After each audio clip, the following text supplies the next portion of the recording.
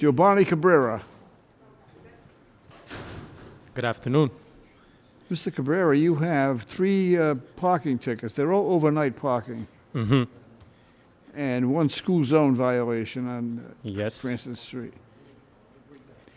So let's take the speeding charge first. What do you want to tell me about that? Truthfully, I don't remember it. I was driving that day. I do remember when I got the notice, I was like, oh, that was me driving that day. That one I just got to take full responsibility for. Mm-hmm. I work in the school system, so I understand how serious it is, so I won't argue on that one. Did you say that you're a student?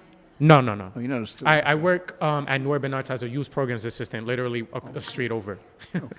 Yeah. All right. What do you do being a youth program assistant? What's that all about? So youth programs assistant, I basically work closely with New Urban Arts to work with all the high school students in Providence. And I personally grew up going to New Urban Arts, like after school program when I was in high school, and they changed my life. And so I continue, and I wanted to do the same. I wanted to give back to the community. Giving back. And so now I work at New Urban Arts and do the same.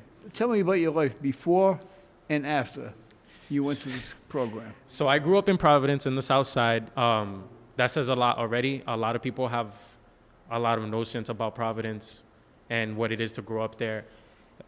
Before I started going to New Urban Arts, or in general, just after school programs, I was just in the streets, just like any other kid. I was in the streets. And my mom's, who is a single mother and now is going through a deportation case currently. And once I went to New Urban Arts and I met the people there, I learned that there is something, to do outside of just being like in the streets and all that. Like I learned how to produce. I learned piano. I'm a musician now and a producer, but I'm also a full-time artist. So I design websites for people. I design websites for a bunch of businesses around Providence. I just help people kind of figure out how to do things better and more efficient. That's kind of what I do now. So I do a lot of things, many things. But my main passion is to work with the youth. I'm very impressed with your background. Thank you. And how you turned your life around. Thank you. And you said something that struck home with me, because you said you came from the South Side, and when you come from the South Side, people have a certain perception of you. Yeah, a lot of preconceptions, of course. I understand that, because I was, during the 40s and 50s and 60s, I was born and raised on Federal Hill. Oh yeah, I've read a lot about it. And there's a lot of books, many books written. And people had perceptions about people on Federal Hill. I probably shouldn't tell this story, but I was working in a restaurant in downtown Providence when I was in college, right? And I was a counter boy, and a counter man. I was making hamburgers and cooking and washing dishes and stuff. And it was in downtown Providence, and a lot of people who worked in the area would come in. And there was a lovely young lady came in, and she'd come in all the time. So anyway, I asked her for a date.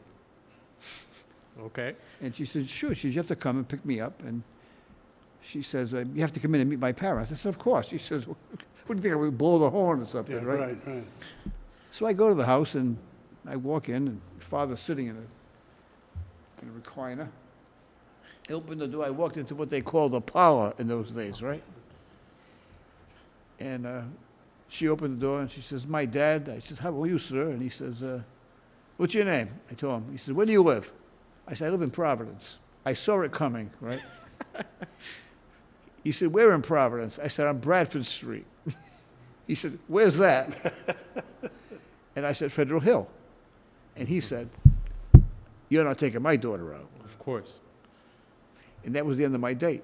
People got to let these notions go.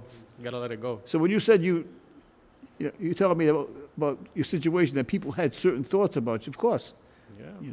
I want to congratulate you for 2 things. Number 1, turning your life around. And number 2, trying to help others by paying it forward. Right? Of course. Inspector Quinn, I think we should give him a special consideration here. None of these fines doubled. He takes full responsibility. I mean, it's $100. I'm going to dismiss it. I appreciate it. And I wanted to say, never have I met a judge like you. And I've been in many courtrooms growing up for silly things. Not for bad things, for silly things, growing up, but never met a judge or a person like you. You're amazing. I'm not going to comment on that except to say this. I don't do anything different than what I was taught to do by my parents. And that is treat everyone with dignity and respect and have some compassion for people. We're just doing what we think is right.